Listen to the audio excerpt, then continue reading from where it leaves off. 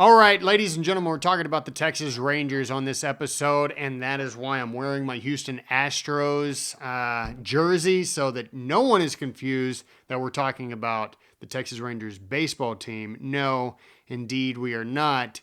And speaking of Texas Rangers, we've got old Stevie Ray Vaughan on the other end. What's up, dude? Well, I figured since we're going to be doing a thing on the Texas Rangers, thought I would dress up the part. There you go. You like that? What do you think? Well, here's the thing. Here's my question.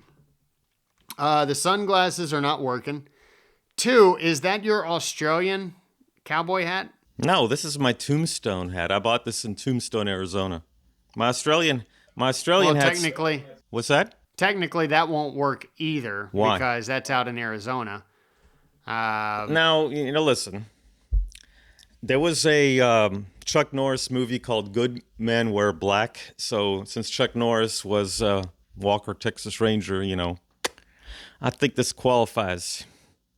Yeah, that's a roundabout way to get to the Texas Rangers. Is that a double barrel shotgun? It is. It is. Short barrel, too. It was my dad's. My dad gave that to me, so, Anyway, but yeah, I figured this is, Texas, Ranger. Well, from what I can see, it looks like a really nice shotgun. I mean, it's in zoom, so it's all pixelated or blurry, so I can't make it out too well. But it looks like a nice looking gun. So while he is disarming himself, ladies and gentlemen, if you haven't yet, subscribe to us wherever you're listening: YouTube, Apple Podcast, Spotify, whatever podcast platform you're listening to us on. If you don't mind, if you're on YouTube, if you like this video, if you like any of our videos, if you could like it and comment, and then also click on the bell, maybe share it as well.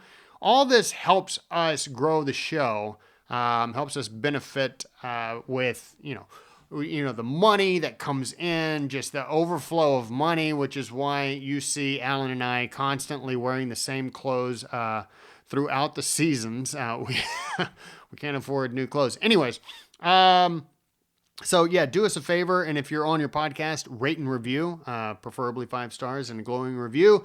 It is very helpful, and thank you for, listeners for writing the recent reviews. Also, you can follow us on Twitter, Instagram, Facebook, and yeah, you can find our work, some of our work. When I say our work, it's really my work on the Epoch Times. You can check us out. I did post something on the Epoch Times. What was it, yesterday, day before, regarding an article I wrote regarding Texas history, because this is the San Jacinto week when the Battle of San Jacinto took place. So I did add a couple of things in there just to, clarify a few things about what went on during that time period. Hold on. So you just wrote an article for the Epoch Times? No. I wrote an article a couple of years ago, and I just... Oh, you're an idiot. Okay. How am I an idiot? It's the same story. I thought that you hadn't written anything in a while. No, I have not. I told you I haven't. Yeah, oh man. So you took an article that you wrote a long time ago and posted it on Facebook? Is that what you're saying? Yes, but I added, on the post, I did add a few things in there just to kind of, give people an idea, a little bit of a background and whatnot. So, yeah. Yes.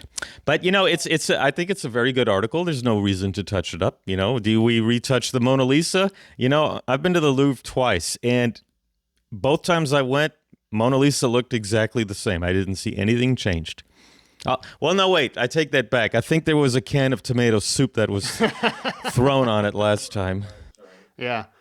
These people are insane. Speaking of insane, I'm out in the Woodlands. There is the Ironman competition today. God bless those people for doing it. I was talking to somebody just last night. I'm like, I don't know how people do the Ironman competition. One, my right knee is shot. If anybody wants to get in a fight with me, now my weak spot. Which one? Which one? Anyways, just rewatch the episode. All right. I'm not going to give it away again. Yeah, crazy. I wanted to run something by you because last night a couple of friends of mine hadn't seen John Wick 4. And so I was like, yeah, I'm down to go watch it again. So I went and watched it again last night. There's a preview for a movie that's coming out, I want to say this weekend, called Sisu. And it is about a Finnish military officer who finds gold or whatever, and he ends up, long story short, killing a bunch of Nazis. I remember reading about the Finnish soldiers, especially during the Russian Civil War between the Reds and Whites. Can you give me like just a brief rundown of how more or less badass the Finnish people were during that time? Or maybe still are? Well, Finland, there was no Finland. Russia had annexed it, so they declared their independence when Russia fell apart, when they had the Russian Revolution.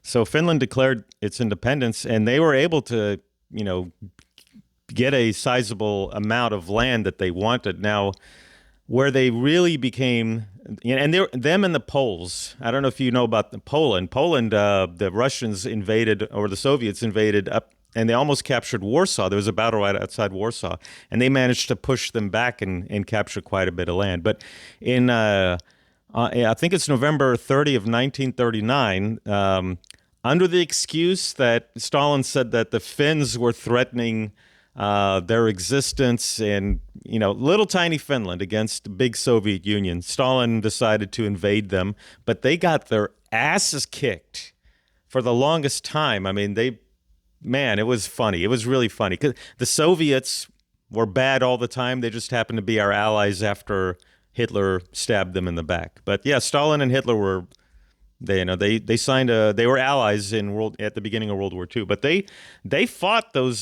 Soviets, and it wasn't until the snow thawed out that the Soviets were finally able to win.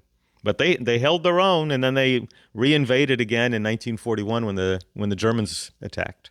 Yeah, it's pretty fascinating. Just like you said, very small compared to the Soviet Union. One of the greatest snipers was a Finn that killed a lot of Soviets, and he ended up getting shot in the jaw. As photos of him, you could see that he still had his face was messed up.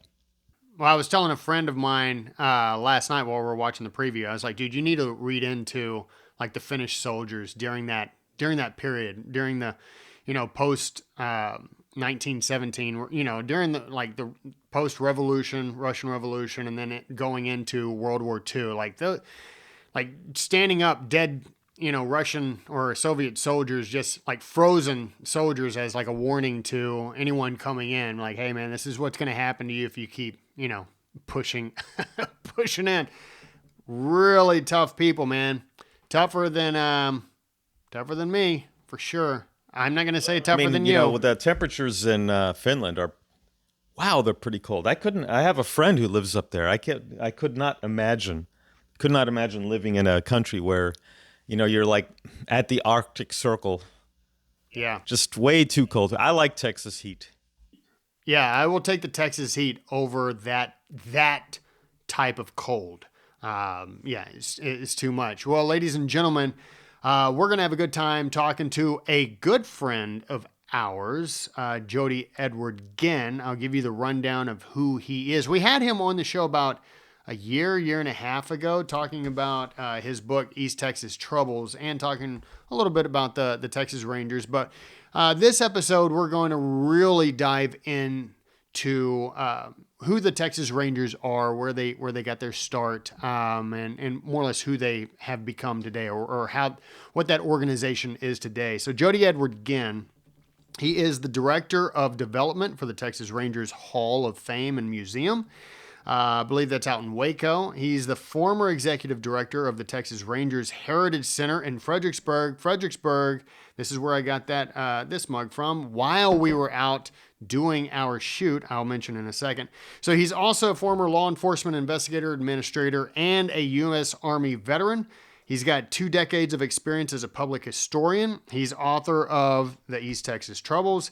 He was also a history consultant on the next Netflix original movie, The Highwaymen, with Kevin Costner and Woody Harrelson, about the Bonne and Clyde saga, which is a really good movie. If you haven't watched it, you really need to. And lastly, and probably the most important, he made a special guest appearance on our 2-part Eisenhower Nimitz road trip documentary that came out last year. That was probably, I would like to say, the highlight of his career. What do you think, Alan? Absolutely, and I know also another highlight of his career is when I go to him to ask him questions on which book to read and which ones to avoid. So I know that when he goes out on dates, that he brings that up very often. Yeah, I can only imagine. He goes, yeah, those guys on the Sons of History, and the girls, if they're intelligent, will say, oh yes, I watch them all the time. Well, I consult for them. Should I have not done a voice? Now with the whole Dylan Mulvaney thing, maybe I should do a deeper voice, because I'm not a biologist, so I can't. Although I think Jody wouldn't date a Dylan. Yeah, he would date a Riley. What's that girl's name? The one that what? The swimmer? The swimmer, Riley Gaines. That's her name. Yeah, Riley Gaines. He's a Riley Gaines type of man. I can see Jody with a Riley Gaines. Oh, Jody is a man's man. He will shoot your face off and then apologize later. And before he shoots both of our faces off, we're going to bring him he wouldn't apologize to the person he shot. He'd apologize to the business owner who has to clean up the mess. Shoot first, apologize later. All right, ladies and gentlemen, Jody Edward Ginn is on the line. We're going to have a good time talking to him. Jody, how you doing, man? Doing great. How about you guys? We are doing fantastic. Yeah, we're doing well as long as we don't bump into things here in our home, but that's another story. Yes, yeah.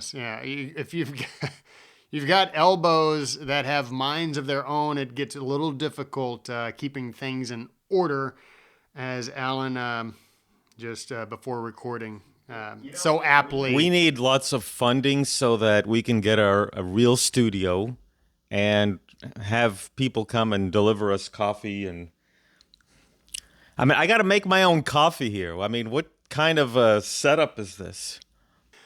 It's not a good setup, but I would rather you yell at yourself about spilling the coffee than yelling at somebody else for spilling coffee on you. So Jody, what have you been up to, man? What's going on? Well, if you're not aware, this is the 200th anniversary, the bicentennial of the origins of the Texas Rangers. And so I am up to my ears in bicentennial activities and celebrations and articles and interviews and all that sort of thing, celebrating the bicentennial throughout the state over the course of this year. Wow, congratulations. 200, huh?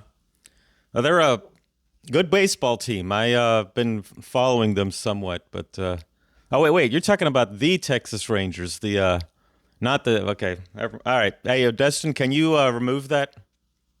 Yeah, I'll remove that because, one, you got two things wrong at the same time. One, the Rangers, the baseball team, is terrible, although they made some changes during the offseason. And just in case people were curious, this is not Allen's bi-curious celebration. This is the Texas Rangers bicentennial celebration. So yeah, Alan, no worries. We'll knock that right out. So what's going on with the bicentennial celebration? Like, what all is going on? What are you guys doing? So there's a group called TexasRanger2023.org. They are the official bicentennial hosts. They were appointed by the Texas Department of Public Safety to officially represent the Texas Rangers throughout this year and to put on a variety of events and put promotions and so forth, commemorating this historic anniversary. And that's run by a gentleman out of Houston named Russell Molina, the Molina restaurant family out of Houston, one of the, I think, maybe oldest continually operating restaurant in Houston, or something like that. Anyhow, but he has put his heart and soul along with his team, and managed by Lacey Finley, and then also the Texas Ranger Association Foundation, they have raised money, and they continue to raise money, and to not only to put on these events, but also for some key projects. And the first one, which is almost complete on the fundraising side, is a memorial at the headquarters of DPS in Austin at Lamar Boulevard, where they will have a memorial to all of, not just Rangers, but all of the DPS personnel and Rangers who have been killed in the line of duty throughout history. And so that's a big part of it. And it started with a big kickoff at the Fort Worth Stock Show and Rodeo back in January. Several weeks, you had Texas Ranger bicentennial programs and installations throughout the complex. Every day you had Rangers as a part of the opening. You had honorariums to them. You had the mayor of Fort Worth present a proclamation to the chief of the Rangers, Jason Taylor. Just all sorts of activities and stuff going on. Fort Worth was just incredibly generous to the Rangers in their support in their promotion of the kickoff to the bicentennial. And from there, we're going around the state based on the regions. Now, the Texas Rangers today are organized according to geographical regions in companies called, Company A through Company F. And we're going to each region throughout the year at the headquarters location, in most cases, of the company, and putting on these events. They have a Texas Ranger Day. They have DPS and Ranger, not only personnel, but equipment, everything from helicopters and armored vehicles and weapons and technology, drones, you name it, out there. They have DPS recruiters. If you've thought about a career in law enforcement, if you want to become a Texas Ranger, you got to go through DPS. And so there's DPS recruiters will be at each one of these events, telling you how all of that works and what you need to do to get into that process. And then public events, a community day. That's what a lot of times I'll be presenting at the community days, like I did here in Midland a few weeks ago for Company E. And we have again, we have personnel from the museum, from the DPS, from other supporting organizations that all come out. We have activities for kids and adults alike. Again, have Rangers there, vehicles, all that kind of neat stuff to see. And then usually in each location, we'll have a gala if you want to participate in that. That's their big fundraising part of these events. They have these wonderful galas, and they raise money to support these programs, including the emergency fund for Rangers families and scholarships for Rangers kids. And so kind of all of that going on at each company location. So the next one is in Houston at the beginning of May. Yeah, I was going to say, I remember you saying that you're going to be here in May. I think Alan and I reached out to Denton, a mutual friend of ours. I think we're going to try to come down and see you when you are there. Speaking of the Texas Rangers, during our introduction of who you are, obviously we referenced the Highwaymen movie where you were a consultant. There's a little bit of a tie-in where you are right now with that movie. Give us the rundown on the place, man. Yeah, so if it's looking a little dark and shady where I'm at today, that's because I'm in kind of a dark and shady place. This place, it's been around about for a year, and it's still growing, it's still evolving, but it's a really unique place, and it's the Frank Hamer Speakeasy. And this is a really secret deal. You got to know the password. What you do, don't tell anybody else, but you got to say, I'm here for an appointment with Doc Wilson. And they'll point you upstairs. Or if you're really an insider, you might learn the back entrance up the back stairway. But then you come in and it's a beautiful, just a bar set up. They've got themed drinks and with the history, even in the menu, they talk about Frank Hamer history, his connection to the town. You might not know Frank Hamer was once marshal of Navasota for a time in between his stints as a Ranger, and he was very respected. There's a statue here in town of him. There's a mural in town with him. And he was friends. His guy who I believe drove for him, if I'm remembering that correctly right now. Double check me on the John Bosnecker biography. But Mance Liscombe, famous musician, Mance Liscombe was from Navasota, and when he was a young man, he spent some time and hung out with and had tremendous respect for Frank Hamer. So they talk about a little bit of all that history. So it's really neat. And even the staff, they know the history and they talk about it to people as they come in. And so it's just such a neat place. Would you like to see a little bit of it? Yeah, absolutely. And speaking of, I think Alan would love going there, and I don't think he'd have any problem getting in. He's always been very familiar with the back entrances. No, no, no, don't go there. Don't go there. I'm used to Navasota. I've been pulled over on Highway 6 on many occasions when I went to A&M, but no, another take that off. Take it off.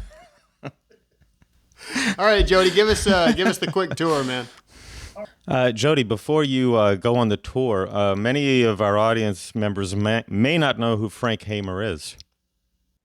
Yeah, Frank Hamer, arguably the most famous Texas Ranger of all time, even before he took down the murderous duo Bonnie and Clyde, for which he became nationally and even internationally famous, and which the Highwaymen film that y'all mentioned earlier again was the first film to broadcast the more accurate story of what happened with all that widely to the world.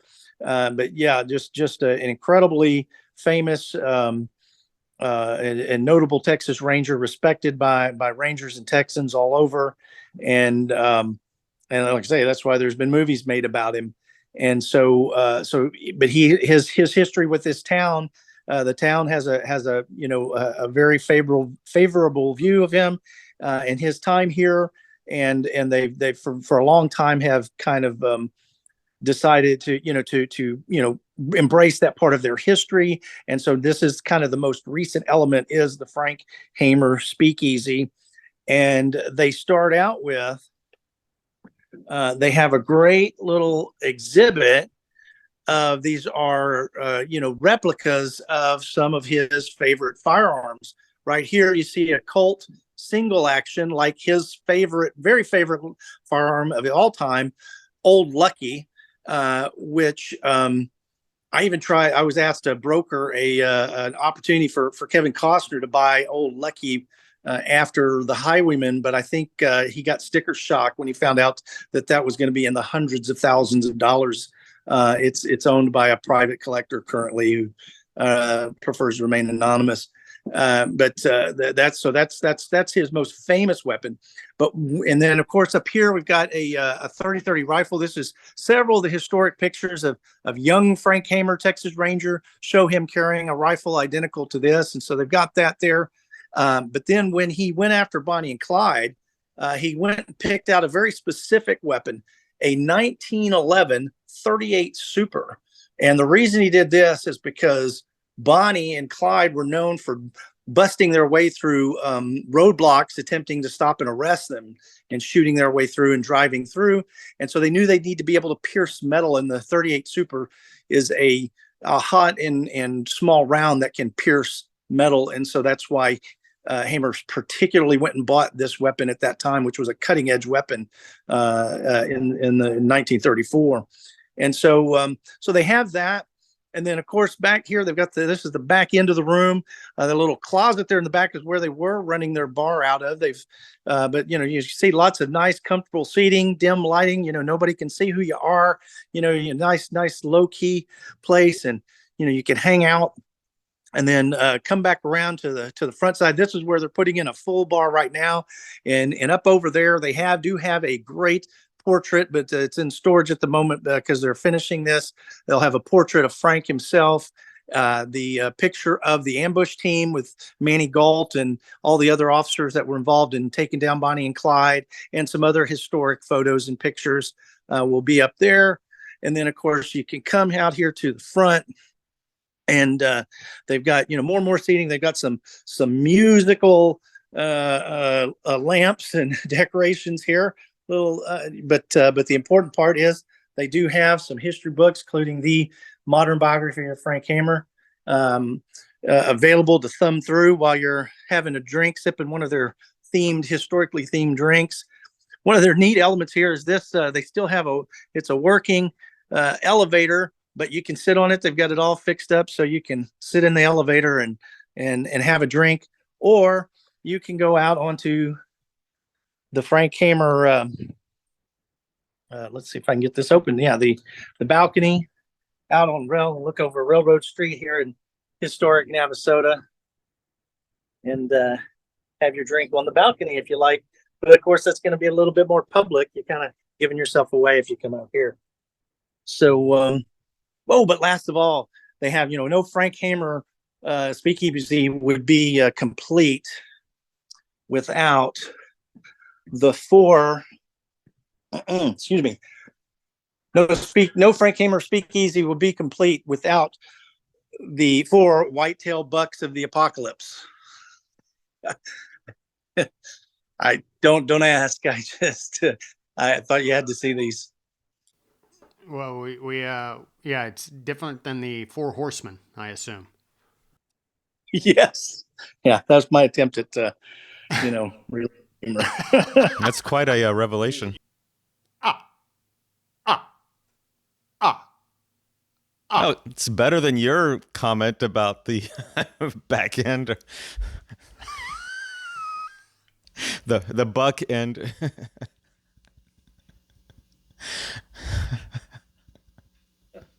Did we lose Jody? All right, can y'all hear me again? There you are. All right, now we're back. Okay. What did you think of that book that you flashed? Because yeah, it's the modern biography of Frank Hamer. It's called The Epic Life of Frank Hamer, the man who killed Bonnie and Clyde. Or it's all, The Epic Life of Frank Hamer, Texas Ranger. They kind of have all that. That's your publisher's, marketing thing. Very long title. But it's by a gentleman named John Bosanecker, a retired attorney out of California, who did do a very commendable job on research. I wanted to mention, now I do have your book, East Texas Troubles. Very good book. But you are always someone that I have turned to in the past. I would say, hey, there's a book on such and such event, whether it's a Texas Ranger or whatnot. And I've gotten thumbs up and thumbs down from you. So I know I'm going to forget, but since we're on the topic, a book on what's the best book on the Texas Rangers that's accurate, that's not something that like a wokist would enjoy? Well, it depends on if you're looking for a broad general history, the leading modern scholarship is Robert M. Utley's Lone Star Justice and Lone Star Lawman. It's a 2-volume series from Oxford University Press, published in 2001 and 2007. Those are your leading that's a big general history. But the great thing, one of the greatest contributions that Bob Utley made to Texas Ranger scholarship is those books kicked off a renaissance, a return to new research and new scholarship on so many topics in Ranger history. And so there's a lot of good stuff out there these days. One of the best, most recent books is the modern biography of Ranger Captain Will Wright. Now, Will Wright and his family have as strong and as long a Ranger service legacy as anybody out there. He's descended from the Tumlinsons, who were some of the first proto Rangers under in Stephen F. Austin's colony. And then Wright himself is the only person to have served in 3 iterations of the Rangers. He served in the Frontier Battalion, which was from 1874 to 1901. Then he served in the Ranger Force, which was from 1901 to 1935. And then he served for several years in the end in the Department of Public Safety, Texas Rangers, from 1935 to, I think, from 1935 until 1939. Robert Utley, he's the guy who wrote the foreword to your book. But I'm actually reading one of his books right now. It's called High Noon at Lincoln, about the Billy the Kid and the Lincoln County War. But I also have, I know we mentioned before, Ranger Ray Martinez, the guy that took out the Texas University of Texas sniper, the Texas Tower sniper. I met him a couple of times, and I have 2 of his books, and I think one of them is about the Rangers. Yeah, one of his books is about his career in law enforcement, including his time as a Ranger, and the other one is more of a general about law enforcement work and that sort of thing. It's not strictly a history book in it and so forth. But yes, he did publish 2 books. Yeah, Ray, incredible guy, nicest guy you ever met. You know, he texted me yesterday. He's still going strong, and you know, just one of the nicest people you'll ever meet, as well as being just a legendary figure in modern Texas history. Yeah, it turns out I went to high school with his niece. I didn't realize it until I showed a photo of the 2 of us, and one of my former high school team classmates said, "Yeah, that's my uncle," and I was oh wow. Should have seen it coming. Her last name was Martinez, but that's Idiot. They're a big family in Texas, and a proud Texas family. That's right. Hey, you know, I'm thinking probably our listeners are like, wait a minute. You're celebrating the bicentennial. That's 200 years ago. That's 1823. That's, you know, more than a decade before the Texas Revolution breaks out. How are the Texas Rangers established in 1823? Can you explain that? That is a very fair question, and it's been a question that has been debated, you know, for many, many years. Certainly since the second half of the 21st century of scholarship on the Rangers, and so the history of the Rangers is a story of evolution. They were created and have evolved to be what you know, Texas has needed in a given time, and it dates back even before 1823, to tell you the truth. The whole foundation, what made Texas Rangers unique in the early 19th century is that they were mounted warriors, that they actually learned to not only ride into combat, but to fight from horseback. And that was unique, but they didn't figure that out all on their own. There was a type of soldiers of force that was developed on the Spanish frontier starting back in the 1680s and 1690s, called the Compañías Volantes, the flying companies. And those units basically, they realized that the Spanish leaders came to realize after the Pueblo revolt that, you know, indigenous peoples did not fight like Europeans. They didn't line up in a battlefield and come at each other and all that. They were more of a raiding culture, and many of them had, of course, adopted the horse, you know, by this time, and had become expert riders and fought from horseback. And so the Spanish leaders realized, like, hey, this is what we're going to have to do if we want to be able to control and defeat these enemies. You know, we can't just, you know, build forts and stuff. We need to get on our horses. We need to pursue and strike. They created a combat doctrine called perseguir y batir, pursue and strike.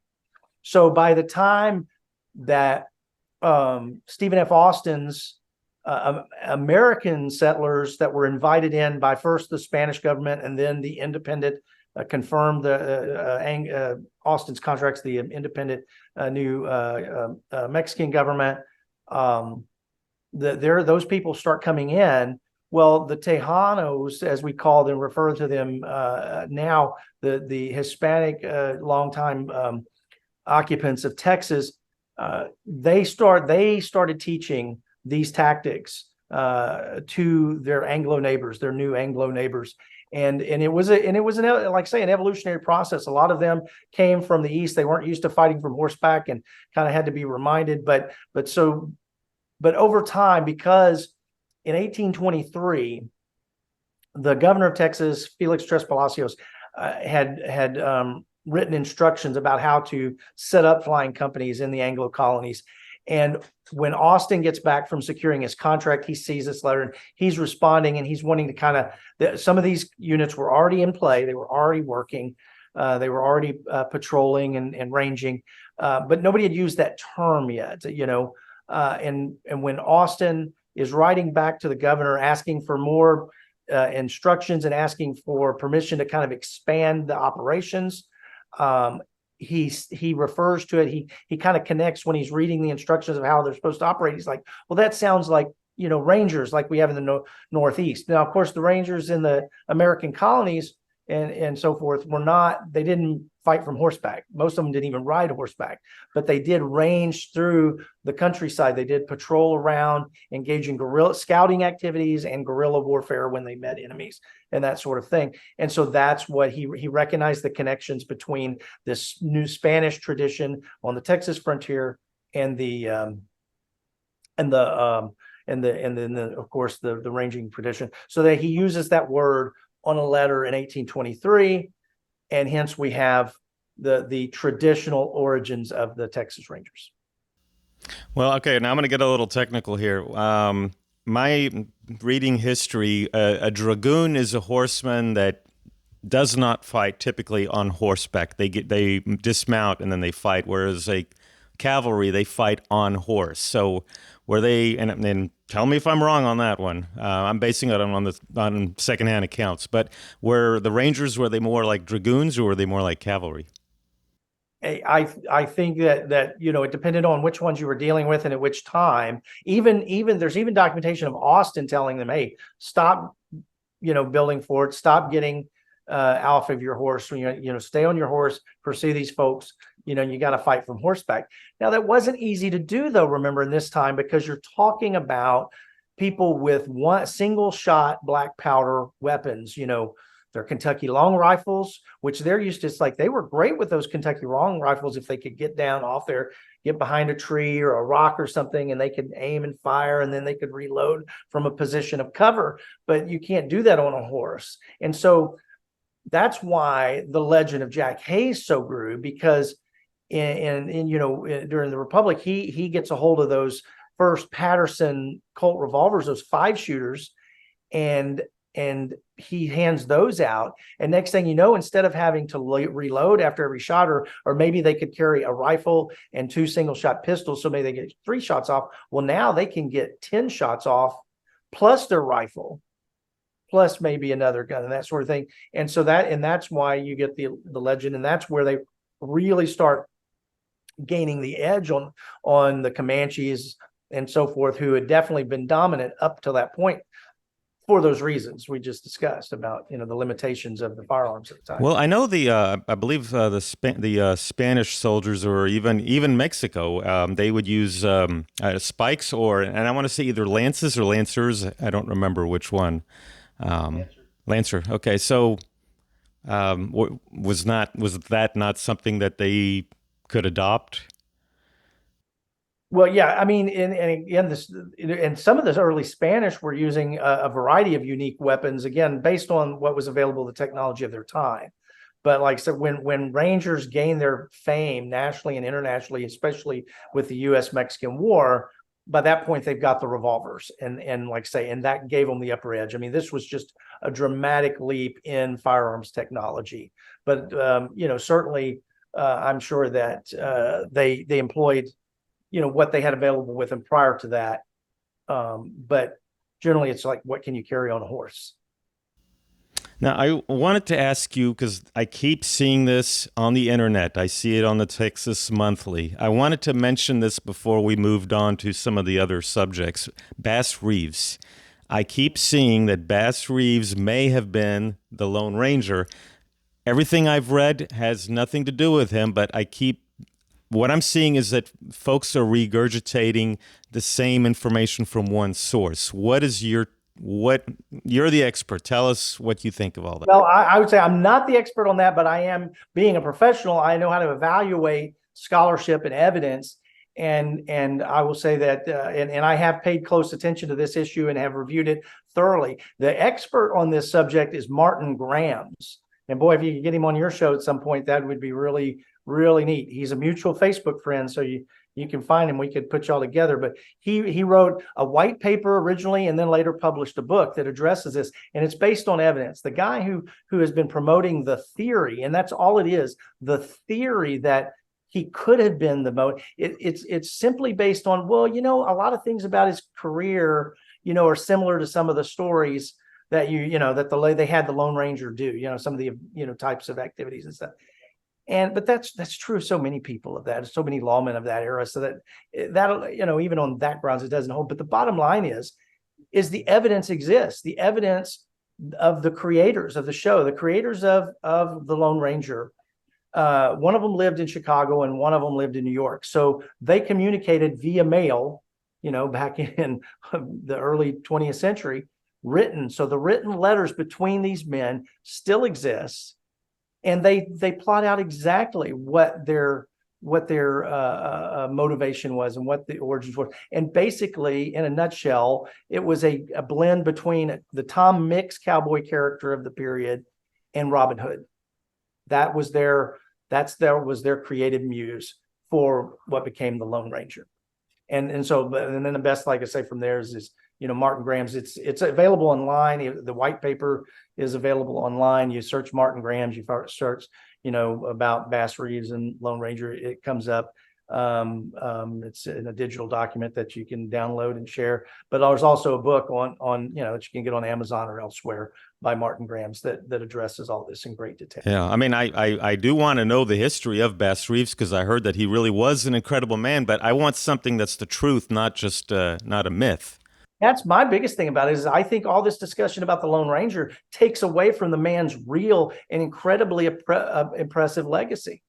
So what if it wasn't he was incredible and impressive, and I'm glad that the Yellowstone fella is doing a show about Bass. I think that's fantastic, about his actual life and actions. That's what needs to happen.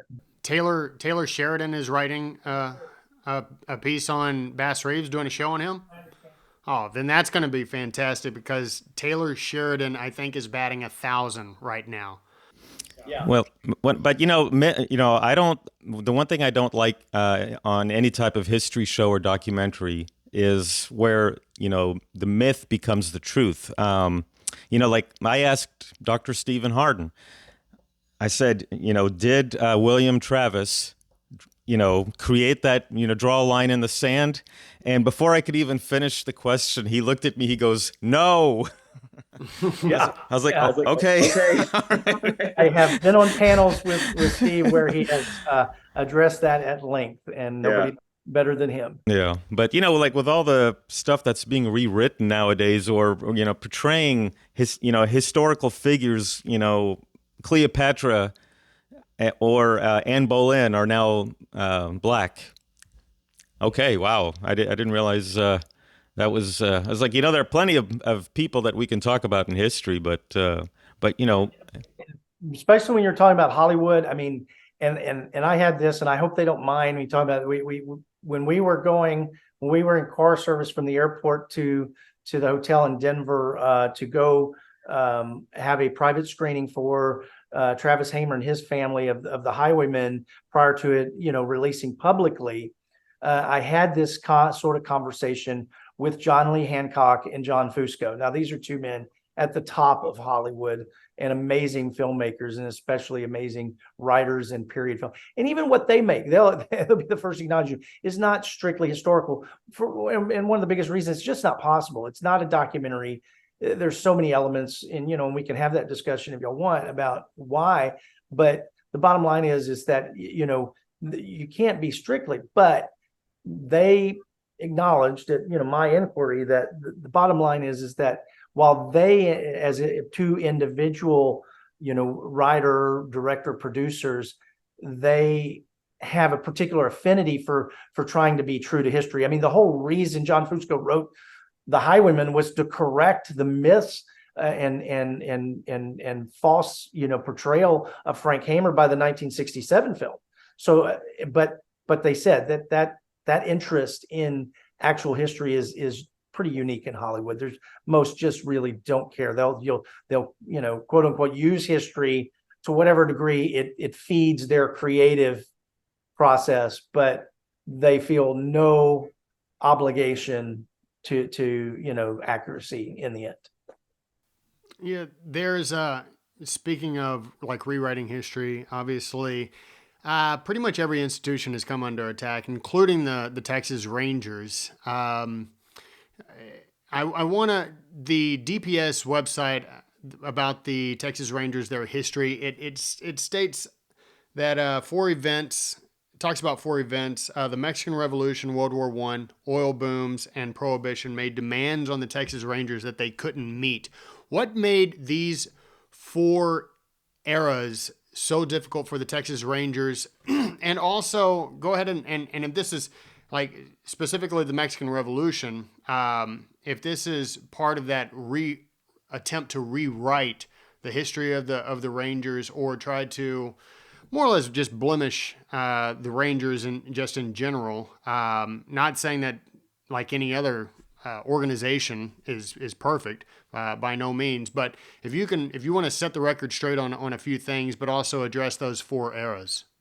Well, first of all, they're not four separate eras. They're four dynamics that are coinciding that feed into what you're saying, to just make an impossible law enforcement situation in Texas at the time. And you got to remember back then, now we have 170 Rangers for 30 million people. Back then we had maybe 30 on average. I mean, there were usually not more than a dozen along the border from El Paso. At their peak, maybe 2 dozen. Now, some people will claim, oh no, there were many more, but that's not accurate, because they're talking about special Rangers and they're talking about loyalty Rangers, who were 2 totally different legal and administrative animals and did not answer to the Ranger command at all. You had you had far more, local law enforcement, federal agents, customs agents, later Border Patrol, in U.S. Army. And so, the idea that every event, every arrest, every killing, whether justified or not, involved Texas Rangers just doesn't even add up in the odds. It's there just weren't enough of them to go around. And so, and a part of it, and I write about this in my chapter, Texas Rangers and Myth and Memory, in the book Texan Identities from UNT Press, that I talk about that a big confusion becomes with the term Rinches too, which modern writers have misinterpreted as to meaning specifically and exclusively Texas Rangers, when in fact, even Americo Paredes back as early as the 1950s, specifically stated that Rinches was a term that referred to basically anybody on a horse with a gun and maybe a badge, and that was basically in conflict with regional peoples, especially people like revolutionaries or tiqueteros or other people trying to smuggle contraband, commit crimes, and anybody who tried to stop them was a Rinche. So, like I say, the odds that all of those accounts refer to Rangers is just it's numerically impossible. It's statistically impossible. Well, we know that was at Love Field. They I don't know if they tried to or if they successfully removed the statue of the Rangers in Dallas's Love Field. I know there was a controversy. Now, during Dustin mentioned the Revolutionary War and World War One. During that time, Pancho Villa was launching raids into Texas, New Mexico, and during that time there was not Texas to New Mexico. No, I thought they raided in Texas also. Pancho Villa? I was just in. The Carranzistas, absolutely. Okay, well, I know about Columbus, New Mexico. That was okay, but the ones in Texas now, but that was part of the Mexican Revolution, but it wasn't Pancho. A lot of factions in the Mexican Revolution. Uh-huh. They weren't all. Okay, all right. Thank you for correcting me on that. So now I do know, and the reason why I'm mentioning this is because there has been a lot of discussions regarding an incident where I think a dozen or so Mexican Americans were killed or executed during that time, and I think it was because in response of an incident that took place, which I am under the assumption this is one of the reasons why they are trying to erase the Texas Rangers as something good that if you want to address that, because I know people will always bring this up. I mean, I don't know enough about it. What's the story on what happened? Talking about the history, and I think the event you're referring to is the Porvenir Massacre. Yes, yeah, it begins with a P. Yeah, the Porvenir Massacre, an awful event, an indefensible event in Texas history that's been written about. Walter Prescott Webb in 1935 included that in his book.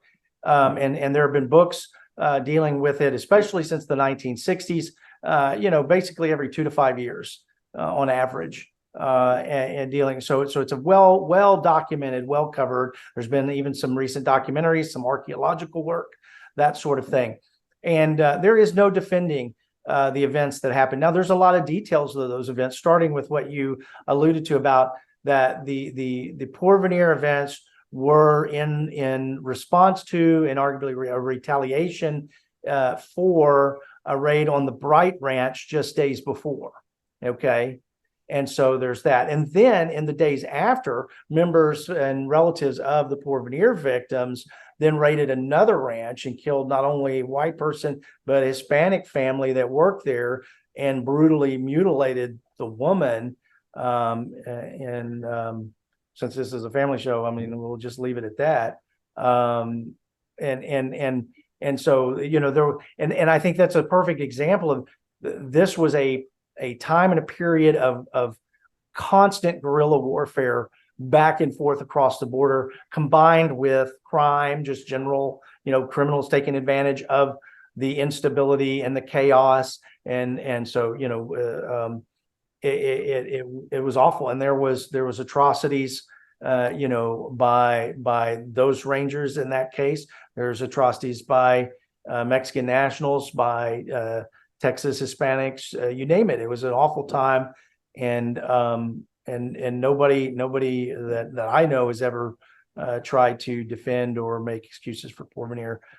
It is what it is, and the other thing with it was a bunch of rookies, and their commander let them go out without them, and they were with a unit of the military. And there's a lot of questions that remain that I don't think we'll ever have the answers to about what exactly was the military's role versus the Rangers' role. They both kind of pointed the fingers at each other in the aftermath, and I just don't think we'll ever know the full truth of some of that. And as historians, we have to be able to be honest and say when we just don't know, when we just can't prove. And this is just one of those cases, about who exactly was involved in all of that. But it was, and that's why the guys. Some of them quit, and the rest got fired. And the commander, because he sent them out without leadership, got fired. Now he was brought back several years later by the corrupt governor, Farmer Jim Ferguson. And then, of course, when Jim went out of office, then he was gone again. And that was the problem. That's what Bob Utley talks about, is that during this era, the Rangers were being politicized.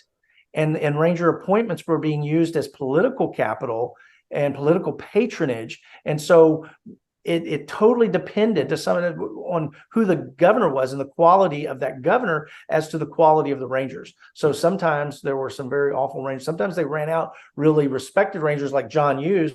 Paul Ferguson did that. He fires John Hughes and he brings in a killer. And gosh, I'm going to blank on his name now. It starts with an H. But yeah, so there were people that were appointed as Rangers who had no business being Rangers, and either did nothing, which is what led to the crime spree of Bonnie and Clyde and the takeover of San Augustine in East Texas, or they were even worse, they were committing crimes themselves, including and up to murder. So yeah, it's a very complicated and sometimes ugly time in Texas history. And the main thing is, we need to recognize it in its full context. Okay. So, all right. Because, like I said, I didn't know the details, and I remember reading about it. But yeah, there was nothing mentioned of the events that were going on, all the other events that were taking place along the border, the raids from Mexico. But I did I remember watching the Highwaymen, and Ma Ferguson, played by Kathy Bates, seemed to not like the Rangers, and I got the impression that the Rangers weren't even in operation during that time, but it didn't really do a backstory on that. So I didn't know if that had something to do with it, or was it? It does have something to do with it. You're absolutely right. Now that is one of those areas where John Fusco had to kind of play with the history and kind of merge some things together and distill some things down, because he couldn't get off track. I mean, this story was about Frank Hamer and his pursuit of Bonnie and Clyde. And so he can't kind of get off into all the side tangents too far about what's going on with the Rangers at large, though he does hint at it very well. And while no, the Rangers were never disbanded like they imply in the movie, they were in fact diminished in their public perception, to the point that, and as you read in East Texas Troubles, that people of the time very clearly distinguished between Ferguson Rangers and all Red Rangers, and in Ferguson Rangers and other Rangers. And that's why his use of Ferguson agents, actually, even though it's not to the detail accurate, it rings historically true and authentic that they were a different species from the Rangers of before her time. And absolutely, the Fergusons and the respected Rangers despised each other, and that's why Frank Hamer quit in 1933, when she was reelected that last time, and so forth. So yeah. So how did the Texas Rangers become the detective agency that it is today? So again, that was an evolution. That's a great question. That's part of the evolution. So in the beginning, they're frontier, they're, as I described, mounted frontier defenders. They're military guys, and they're fighting battles. They're not law enforcement. There's some stuff out there over time that has kind of lumped that together, especially because some of them, even the ones like Jack Hazig, becomes sheriff in California. So they seem to think, oh, well, that means he was law enforcement before. Well, no. When he was a Ranger, he was not law enforcement. He was a military commander. And so, but in 1874, after Reconstruction, and they come back and the Texas government kind of reforms the Texas Rangers for the first time into a permit, because up to the 1874, they've been a volunteer militia type setup. They weren't a standing force. Well, in 1874, they become a standing force, the Frontier Battalion, and even the Washington unit under McNelly, which there was debate in years past of whether, about them as well as far as Ranger status. But most now recognize they too were ranging units. And they were kind of engaged more in law enforcement than the Frontier Battalion was at first. And so what happened is the Frontier Battalion in particular was given, it said that the law that created the Frontier Battalion said that officers of the Rangers could make arrests. And and shortly after they were created, you have the Red River War, and the frontier is effectively closed, and the final Comanches like Quanah Parker and all are they resign themselves to the reservations in what's now Oklahoma. And so there's not a lot for these Frontier Battalion guys to do while they're patrolling the frontier. And so they start getting involved with fugitive apprehension, because where do people who commit serious crimes go to escape arrest? They go out into the frontier, and the city marshals and sheriffs and stuff don't have the manpower and the time to go searching the frontier for these people. So there was a book that was created, a list of fugitives and their descriptions and this sort of things. And the Rangers started carrying this little black book of fugitives, and started keeping an eye out for them and catching them and that sort of thing. And so that's kind of how they start getting into a kind of semi law enforcement role. And then again, as time goes on and there's less and less frontier defending, and they start getting involved in dealing with feuds and that sort of thing, like the John Wesley Hardin and all of that. And then they start pursuing them, and so it just evolves. But by 1901, there's been a lot of problems because of the wording saying officer, and the Rangers haven't been a military group, and in military parlance, officer is lieutenant and above. It's not private and sergeant and all of that. And so in the ranks of the Rangers started out at the time private, and then sometimes corporals, and then sergeants and so forth. And so lawyers start picking up on this and start threatening, not only defending against, saying, you got to throw out this arrest in this case because it was an illegal arrest, but even threatening to file criminal charges against the Rangers for making these arrests unlawfully if there wasn't an officer present. And in order to settle all those issues, and long and the short of it was, they do away with they repeal the Frontier Battalion statute, and they create the Ranger Force. And in the Ranger Force statute, they say, okay, all Rangers have powers of arrest and have powers of a peace officer. And that's when they really become a full peace officer. And then in 1935, because of all the troubles we already discussed with the corruption and the political abuse and stuff, in 1935, the Department of Public Safety is created. And there's some question about what the Rangers' role is going to be. And even people like Walter Webb predicted, the Rangers, are not long left. They're going to disappear. We're not going to have them anymore. But in fact, he couldn't have been more wrong, because they started on this process, and that's during the 1930s and 40s and 50s and 60s. They start, honing in and involving and expanding their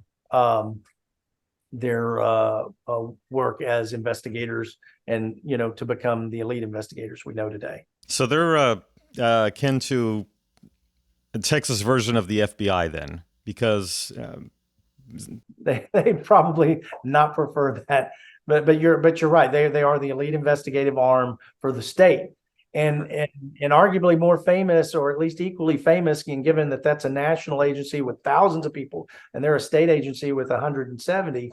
That's quite a call. They certainly are more famous than any of their other state counterparts. Hey, my last question, Jody.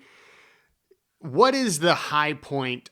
What would you say is the high point of the Texas Rangers? Would you say it's the Bonnie and Clyde saga, or is that simply just the most famous one? Yeah. And the problem is they weren't Rangers at the time. They had left the Rangers. They weren't Rangers. Hamer himself was carrying a commission. He was actually carrying 3 commissions altogether. This is something that I have and will be publishing on that even Mr. Bostenecker missed, that he actually was, because there's been a lot of debate about how he was commissioned. And the reason is he actually was carrying 3. He had a commission from a district court, which had warrants for Bonnie and Clyde. He had a commission from the Highway Patrol, which he had since he left the Rangers, and he was basically doing kind of bounty hunting type work for fugitives, and had actually been kind of watching the Bonnie and Clyde situation for some time, even before he was asked to come on. And then he was carrying a commission after the Huntsville breakout that the movie starts with. Lee Simmons, asked the governor's permission to hire him, and he's commissioned as a special investigator by the prison system. And then Manny Galt, who actually didn't come on until later. His character in the movie is a composite of several different officers and agents, but he came on after the Grapevine shooting, because the Highway Patrol director asked, "Hey, can we get one of our guys?" And Hamer's saying, "Well, I'll take Manny Galt because Manny was working for the Highway Patrol," and so that's how he was commissioned. So I guess on a technicality, that can't be the high point of the Texas Rangers. So what would you say would it be today?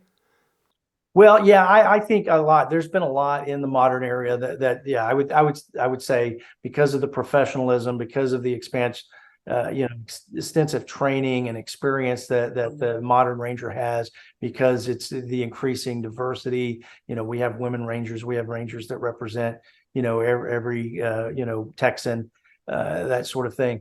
And so yeah, a lot of high points in the modern era. But like with anything, it's, there's ups and downs, there's goods and bads. Some situations go better than others. People make mistakes. The biggest thing that impresses me, knowing Texas Rangers and knowing what the job they do, is that they are human beings, and people have to remember that. Just like all law enforcement officers, just like they're human beings like all the rest of us, and they do. Carolina Castillo-Krim, said it so well. Dr. Carolina Castillo-Krim, when we was interviewing her some years ago, they're human beings that are faced often with impossible tasks, and they see them through. And so yeah. Well, Jody, this has been a fantastic conversation. Before he leaves, Alan has no other questions. I'd have a question. He's Stop. done for the evening. Zip it. Real quick, tell the audience where the Texas Ranger Museum, their website. Oh yeah, texasrangers.org. And then if you want to know about the bicentennial events, go to texasranger2023.org, and there's a calendar on there. Find the events that are near you or nearest you that are coming up throughout the rest of the year. All right. And you're going to be in town early May. Where are you going to be, just in case some of our fellow Houstonians want to come out there? We're going to be at the DPS headquarters one day for the Ranger Day. We're going to be, I can't remember if there or another location for Community Day, but that's on the calendar. And then we'll be at the Armadillo. What's it called? The Armadillo. It's the part of the barbecue family down there off of 59. Well, there you go. All right. Well, Jody, thanks for joining us. And you said you're working on a new book. Do you have a timeline on when that might be out? Boy, that's tough with the full-time job and all that. No, I just don't. But yeah, I'm working on a book that focuses on the stories of the victims of Bonnie and Clyde, and that's not just the people they murdered, but that's also the families that were decimated by those murders, and the generational impact, and the popular media coverage, how the media has often romanticized Bonnie and Clyde, and how that has re-victimized these families as well over time. All right, man. Well, thanks again for joining us, and hopefully we'll see you in a couple of weeks. I'm looking forward to it, fellas. Thanks again. Thank you, Jody. Always good talking to you and chatting with you. Yep, same here. I really appreciate it, fellas. Good to see y'all. All right, now that we're done with Jody, I can put this thing back on because I didn't want to look like an idiot in front of him. So, I should have asked him if this is a hat that worthy of a Texas Ranger. I told you I bought this in Tombstone on Allen Street, so therefore it qualifies. But yeah, as usual, man, love talking to Jody. He's a good sport. He's intelligent. He knows his stuff. I was about to say something else. He knows his, But again, we're a family show. Family show. But yeah, I always love talking to him. I always like to get his opinion. I go to him quite often. I've gone to him in regards to the Bass Reeves story, not the Dustin Bass, but the Bass Reeves. And I've asked him on numerous occasions about books, what books he recommends, and he'll flat out say, "Don't get this book because it's full of crap." But he's also, when he came out and joined us in Fredericksburg, he's a fun dude, and I'm looking forward to seeing him in a couple weeks. What do you think? Yeah, it's always good to talk to him. He is a very upfront and honest historian. Like, he does not, for the lack of a better term, pussyfoot around. Like, he's just like, look, this is what it is. This is how it is. And I really appreciate that. Like, there is no second guessing when it comes to talking, for me at least, when it comes to talking to him, there's no second guessing like his motives behind anything. He's very straightforward. And I appreciate that, not just in a person, but especially in a historian. So it's always good to talk to him. And he's just a freaking wealth of knowledge. And he seemingly knows everybody. The first time we met him was when we put on our Texas history event. I want to say 2 years ago, with Denton Florian and Dr. Stephen Harden. And he showed up, and, you and I and Stephen and Jody went and grabbed a few drinks, and just really hit it off. And we connected from there. But, he was like, "Oh yeah, I know that guy, and I know this guy, and oh yeah, you need to really connect with, such and such." I was like, "Oh my gosh." So yeah, he's a wealth of information. He's very well connected, especially in the Texas history sector. So it's good to have him as a friend. Well, because I had asked him if he knew Ranger Ray Martinez, and yeah, they happen to know each other. And in fact, I spoke to Ranger Ray on the phone not too long ago. He's gotten up in age. I mean, this guy, this is the one that him and another cop. I want to say his name. The other cop's name was Houston. I hope I got that one right. I'm not exactly sure. Someone named Houston went up in the tower. There were three of them, two cops and a civilian. And they managed to kill the sniper, Charles Whitman. But yeah, he knows him. Ranger Ray had a lot of good things to say about Jody. But I always wanted to address the events of what took place during the Mexican Revolution when there was the Pancho Villa, and I thought Pancho Villa had attacked throughout Texas, but yeah, he said no, it was only that one time in New Mexico, in Columbus. But all the other incidents that took place along the border, the Texas-Mexican border, and the reason why I wanted to bring this up is because you and I, we've had complaints about agendas that are, for certain historical events.